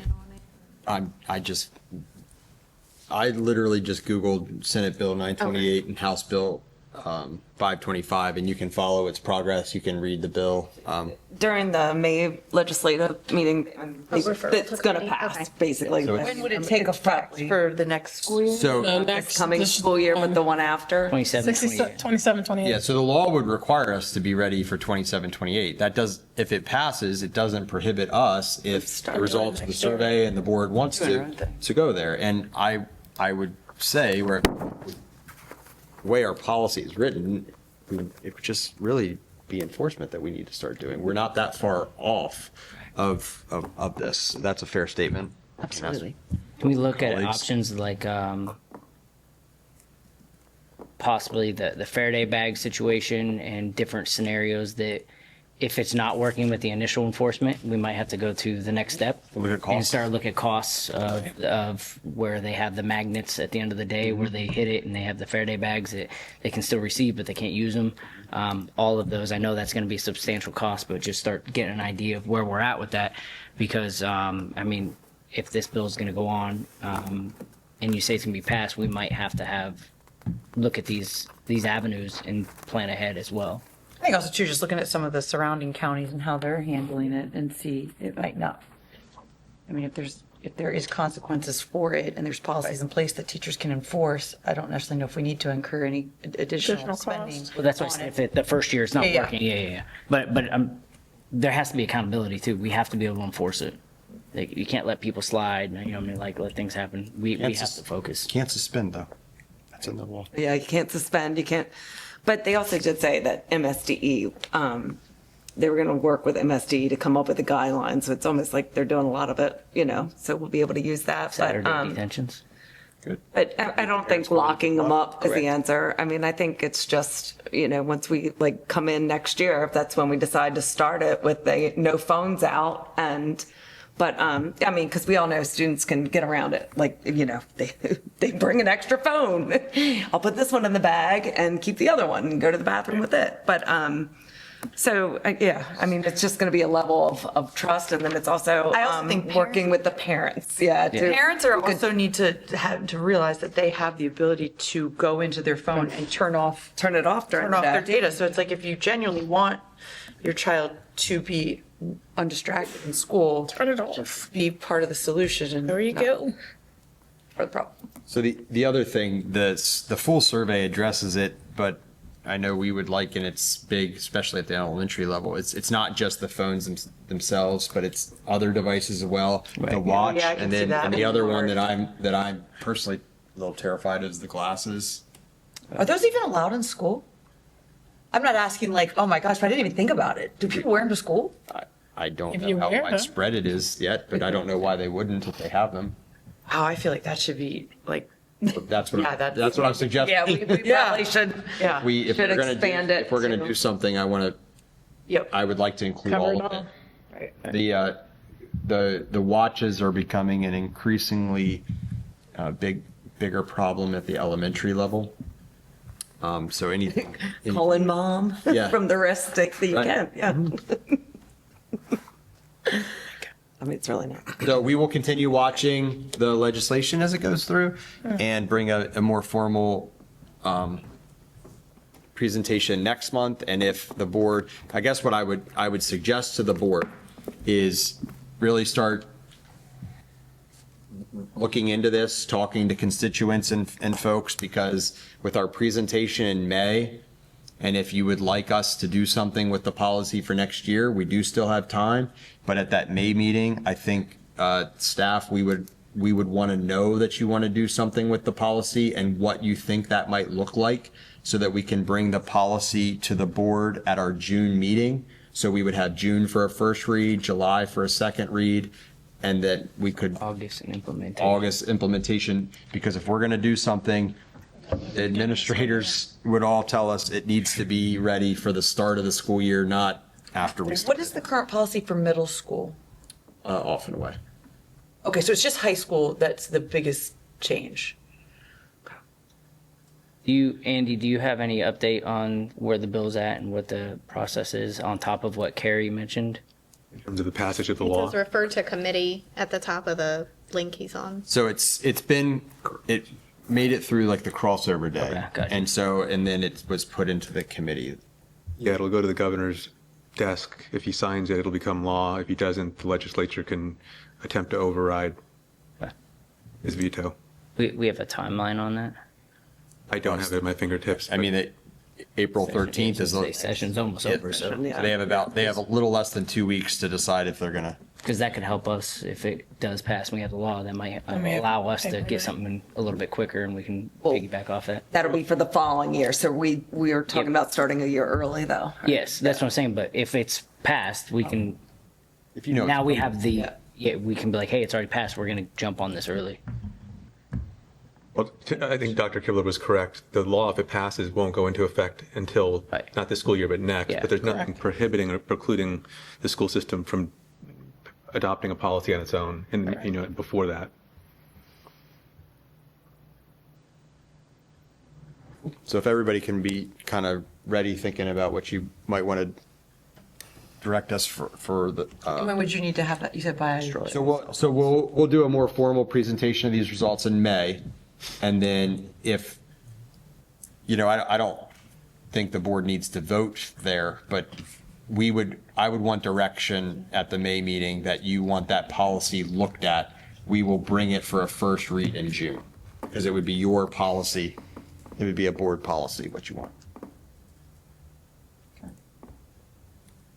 Right. Next up, we have 8.02, policies to reaffirm. All right, thank you. We are continuing to review our policies.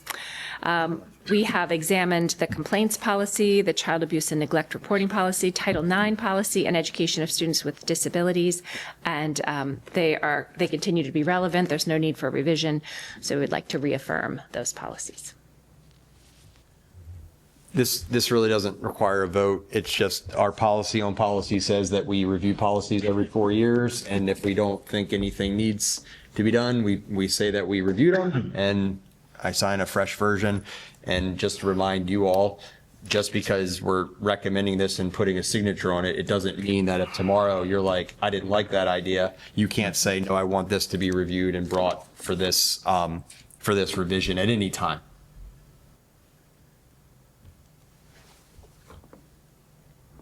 All right, next up, we have Dr. Knoll with first read of policy 405, employee compensation.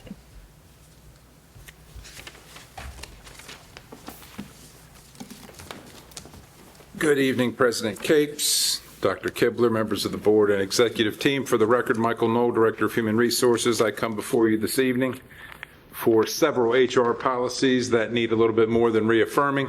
They need a little tweaking because they have been, some of them, in existence since the 90s or early 2000s. So not a lot of drastic changes, just some fine tuning and some upkeeping. So the first policy I bring before you this evening is our compensation policy, policy 405. The purpose of this policy is to update the format as well as update the current policy, which was scheduled to be done in 19 and was not. The update will capture the updates to current practice and procedures with employment compensation so that we are fiscally responsible and competitive in our recruiting and retention processes.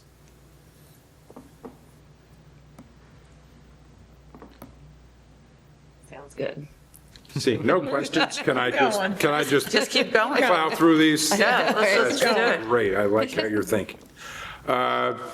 Policy 406, criminal background checks on employees and volunteers. I will go a little slower on this one because I know this one is of interest. But again, the background here is the purpose of this policy is to ensure that we are in compliance with Maryland law and COMAR, as this policy has not been updated since 2013. and just want to ensure the board and the public that all prospective employees, including full-time, part-time, and substitutes, whose duties involve direct contact with or unsupervised or uncontrolled access to students, shall be considered eligible for employment only after the required state and federal criminal histories have been checked, completed, and reviewed. So that policy just kind of makes that firm. And we'll move along. I bring before you policy 407, staff boundaries, staff-student boundaries, dating and sexual relations. This policy was adopted in 1994 and has not been updated since 2014, so we just want to ensure that it is raining very hard outside. Now hear it. Yep.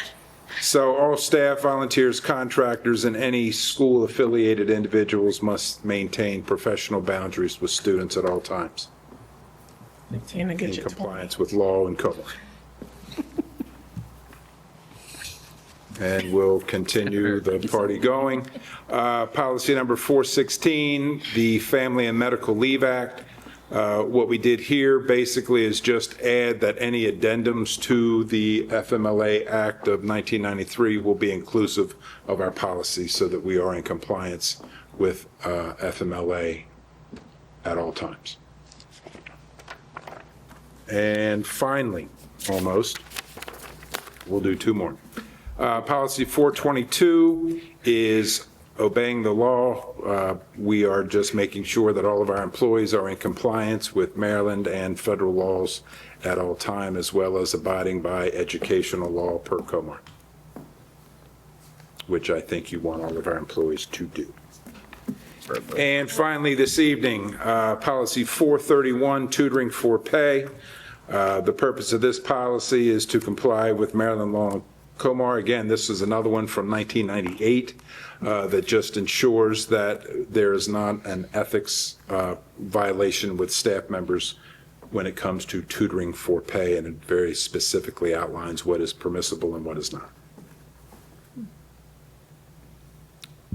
Seeing no questions this month, let's do this again next month, and we'll do a second read to see where we are. These will be open for public comment for the month leading up to our May board meeting. Any questions? Thank you. Thank you. Thanks. Next up, we have Mr. Watkins, FY26 budget update. Good evening again, Dr. Kibler, board members, executive team. For the record, Rob Watkins, Chief Financial Officer. First thing I present to you is the current expense sheet for the current year budget. We are reaching the time of year where we're starting to hit spend down. So today marks the first day of the fourth quarter of the fiscal year. So congratulations to us to making it this far.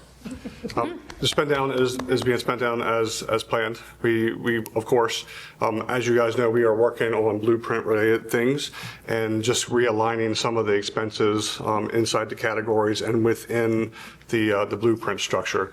So you can expect, as we kind of close out the year, like we did at the end of last year, a plethora of transfers to balance out the budget as we kind of spend it down. Anything happen to be out of whack given the environment that we have, like fuel costs that are through the roof? Well, we already had those contracts in place for this year prior to the fuel escalation occurring. Okay, good. You said we use the counties, right, of Public Works? Yes, ma'am, for our, if you're talking about school buses, the county school buses use the Public Works facility to fuel up. Our propane and our heating oil were already calculated in contracts prior to, like I said, the increase that we're seeing across the board. So we're watching the market for FY27 and, you know, waiting for a good time to possibly purchase more. Thank you. Yes, ma'am. Thank you. Are you up again with our budget book? That's right. So we are going to discuss the fiscal 27 operating budget. Dr. Kibler, would you like to start? Sure. So what I'd like to do is kind of take the board through where we're at, as well as the public watching. And then Mr. Watkins and I will tag team any questions and, as we go through whatever the discussion that we might have.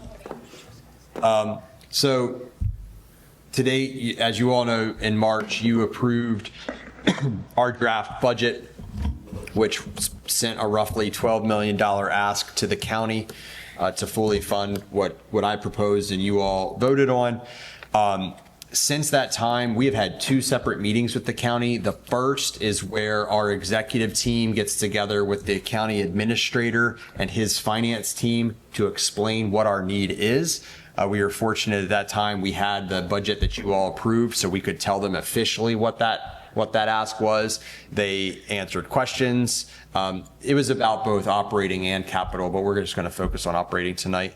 If that's all right, we can answer capital questions if you have them. But so we had that meeting, and then last week we were invited, or maybe 2 weeks ago at this point, I guess, we were invited to a meeting with the county. It was televised, where they bring in all the county agencies with the commissioners, and we look at what the county administrator's proposed budget is for all agencies, but just focused on the Board of Ed in response to our ask. Thanks the board members that were able to be there in attendance and support. I'm happy to report that at this time, the county administrator has put in a budget of $8.7 million over what they funded us last year, which is actually $8,864,676 over their maintenance of effort requirement. This is an excellent starting point. We appreciate what the county administrator has done so far. What that amount of money would allow us to do, if you do refer back to the budget book, and I think Mr. Watkins has it up there for us to look at, that first page, the first table, really, it doesn't matter that it was a page, just that first table, this will fully fund everything we need to maintain our budget as it currently sits, to maintain our program as we see it right now. Including the gray area? Including the gray area. That whole first table we will be able to do. Because even though I said 8.8, I know you see that 9.5 number down there. We also got 1.5 million from the state, right? Or 1.3 and change. I'm sorry. Total of 10.1 million. Yeah. So that's why we're able to do that whole front page. Nice. It also allows us to go just a little bit onto the next page. And that was where we proposed new positions, which weren't really new. It's really more about restoring things that we've lost over the past couple years. So I guess I'd just like to say a couple things. First, I am extremely appreciative to the county administrator for what he's put forth right now with him and his finance team. The fact that we are sitting here today versus the way we were the last 3 years, talking about having to cut positions, that furlough mess we had to talk about, which nobody liked, cutting programs potentially, things like that is not happening. What we want to do as an administration, we have this number right now. We consider this a base number. It means when we have a retirement, a resignation of a position, we don't have to hold back like we have the past 2 or 3 years.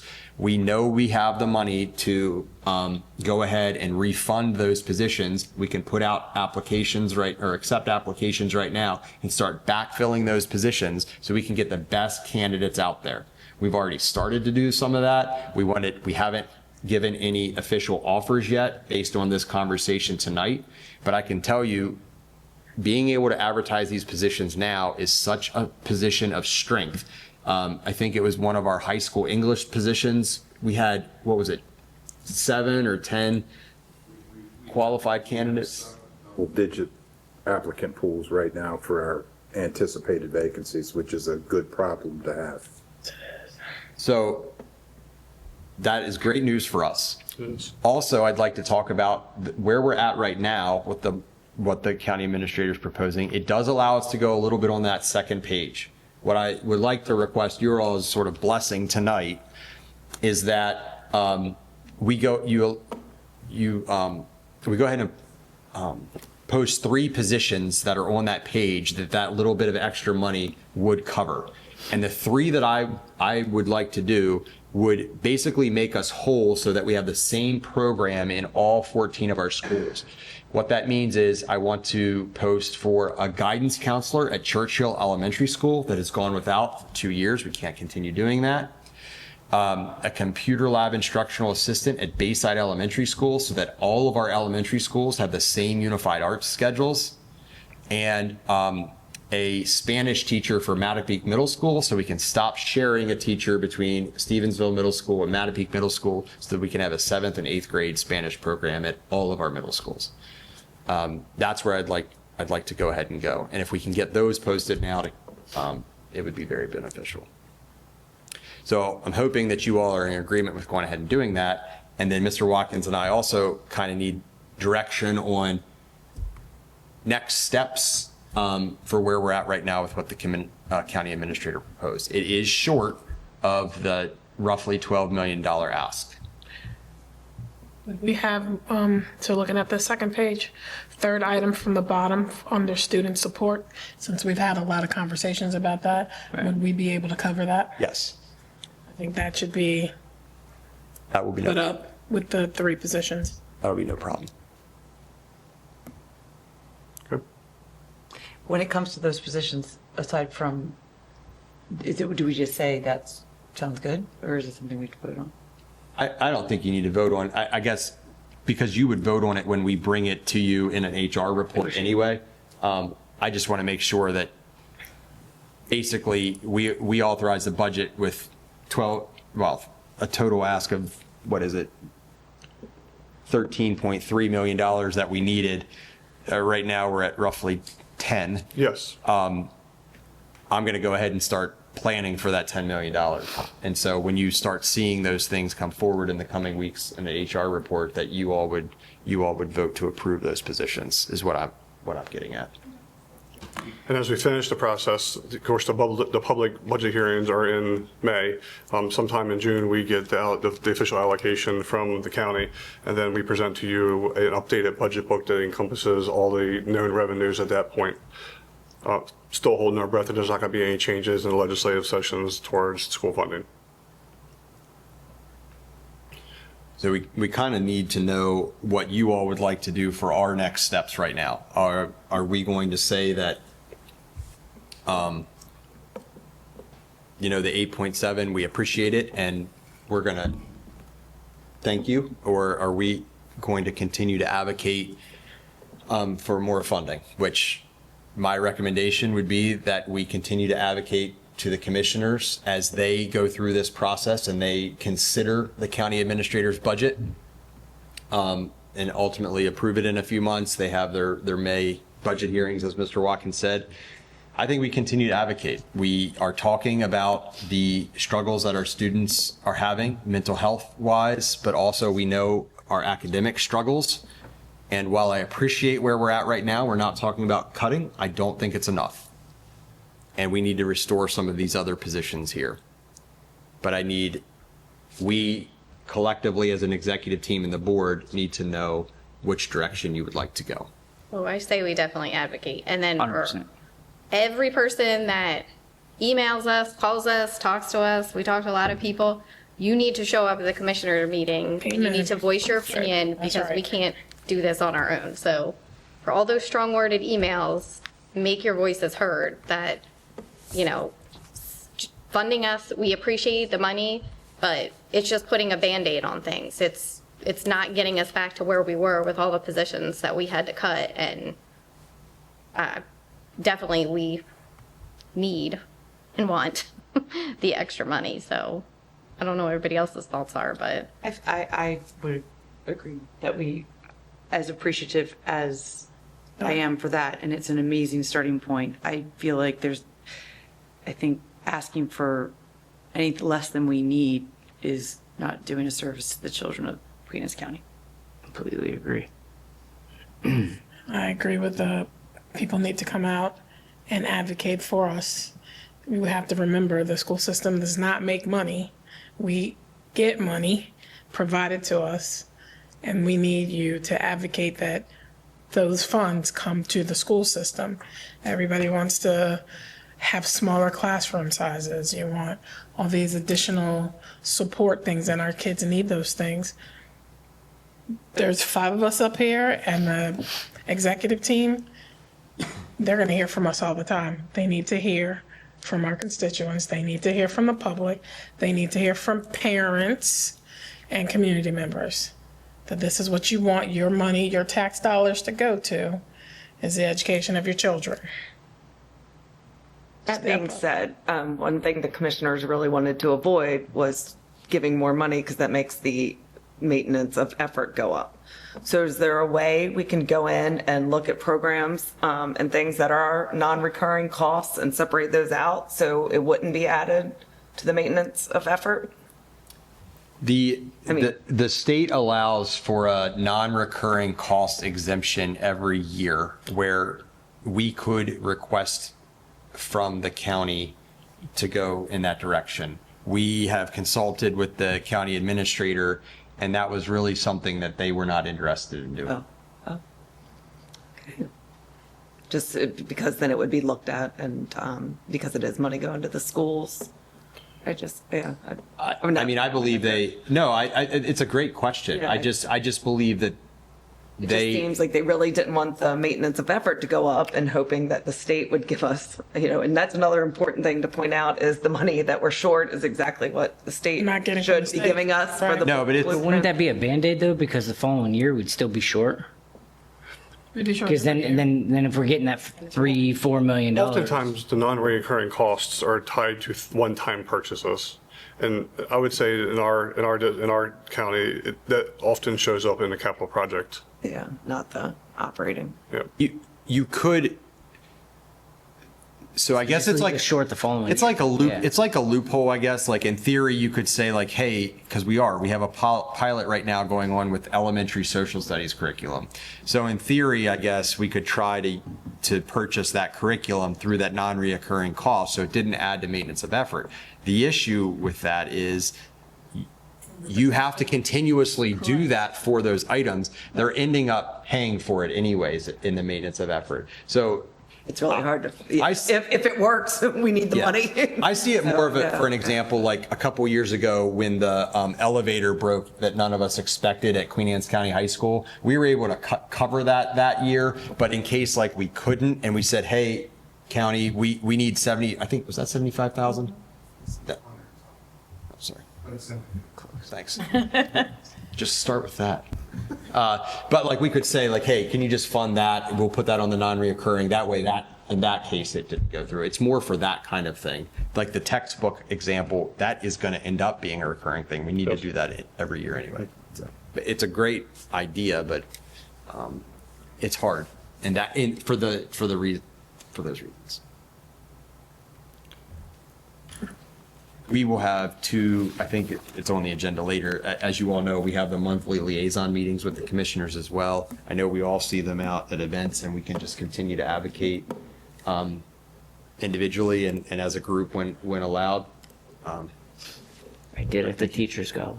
You did? You're working. Saw him there. I was like, hey, how's that funding coming? I do think it's a good point that Ms. Sutherland brings up that we should acknowledge, because the county always does when they talk, the pre-implementation of the blueprint numbers of what the state funding would be for Queen Anne's County, coincidentally or not, is exactly what we're short in this budget right now, that $3 million and some change. And that the cuts that the state made to what the counties would receive from him are right at where we would be. But we have no chance of getting more money from the state, so not this year. No, we do not. And we're doing all of this and still meeting our requirements of the blueprint, which is a huge achievement. So if anybody does see out there, there's some stuff going around right now, scare tactic articles about half the districts in the state not on track to meet the $60,000 minimum teacher requirement. They were on there. We are on there, but they're looking at what this year's salary is. What they're not doing is looking at, we have an agreed upon negotiated agreement that gets us to that mark next year. We should not be in any article saying that we're not going to meet that. We are going to meet that. And we've known we're going to meet that for 3 years. It's on Facebook, it's true. Abraham Lincoln said that. Abraham Lincoln, what? Still alive? You ever seen that quote? I'll have to show you that meme. Thank you. Thank you. We don't have any more citizen or public comment signed up. No, there's no more. Anybody want to give public comment? I just have informational pamphlets in our business cards. If you would, any of the board members would like them, I can pass them out, and you'd have a chance to check out what we're doing and how it's working. 3 minutes is not a lot of time to explain conversations that, can go on for forever on mental health. You can put them here on the desk, and then we're able to pick them up. Thank you very much. I did. Thank you. Speak to them before the meeting got started too, and I Thank said I'd share their contact information with the small group that I referenced to be in touch. Thank you. Thank you very much. We appreciate you guys making the trip out too. Thank you. Anytime that we have a chance to get in front of somebody and change their perspective on life, and, we're going to take it. It's short. Our time is very short. Thank you. Safe travels. Thank you. Thank you. Okay, let's see what we got. Next up, we have the SSIC and CAC committee on meetings on April 15th. There is a sign-up sheet for that listed on here, so if any board members want to sign up for either. They moved it. And Third week. They moved under it board back. involvement. Oh, it's in there. Okay, gotcha. And then, again, Yeah, usually it's next week. Did you They see push it back. right on there at the commissioner meeting? Oh, it's not, is it the 7th? Did it move to the 14th? They're not having one over, they're not having a meeting over our spring break, are they? Well, this next week is the first Tuesday, so because that is their regular scheduled meeting. So okay. Yeah. It seems weird, but Okay. it's their second meeting is late because of how the April days fell out. Oh, okay. That's technically their second All right, Tuesday. I'll of take the that month. off. I thought maybe it would. But it is the 14th. No, you were right. Oh, it is. It is. Oh, okay. That's the second Okay, Tuesday. okay. We as an executive team just got fortunate the way it fell out that we are not going to have to come in on spring break. Because it for that said the day. 7th on there. Okay, all right. The Queen Anne's County Commissioner Budget Public Information Sessions will be May 18th at Kent Island Library, May 19th at the Liberty Building in Centerville, and May 20th at Sellersville Middle School. And then I do believe we are good for the Board Leadership Academy sign up. I think there's actually 3 of us now. I think me, Carrie, and Shannon, right? We're all signed up? Yep. All right, and then the sign-up sheet is there for the May 14th and the October 19th. And go ahead. I'll drop out of the board. I mean, not drop out. I'll let you have the spot in the board leadership, Shannon, if you don't mind, because I already signed up for a MABE training earlier that week. What? You can do both. The more the Just merrier. kidding. Oh my. Why do they keep scheduling stuff over spring break? That's exactly when they told us about it. I was like, I'm out of town. Like, why are we doing stuff on spring break? Well, and then the third one is during a MABE conference. So just pointing that out, the October 19th one. So I imagine not many people, they'll probably change it. So This is just one of the complaints we have with all these different organizations not talking To each other. Great. Next up, the next board meeting is May 6th at 6 p.m. I will be in Florida.